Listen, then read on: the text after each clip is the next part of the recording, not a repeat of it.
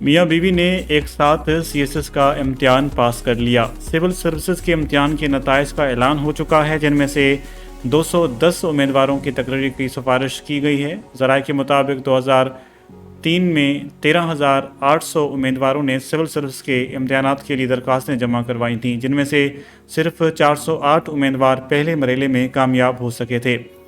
दूसरे में 210 उम्मीदवारों ने कामयाबी हासिल की थी, जिनमें से 84 ख़वातीन और 126 मर्द कामयाब हुए थे।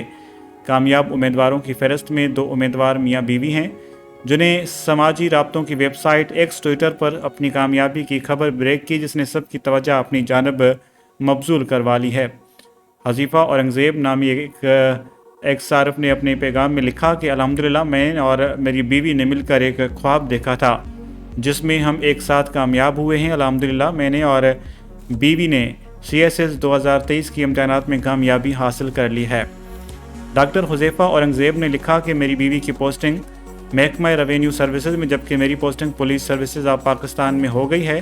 वो डॉक्टर AMC 2021 के साथ साथ गोल्डन मेडल भी हासिल कर चुके हैं।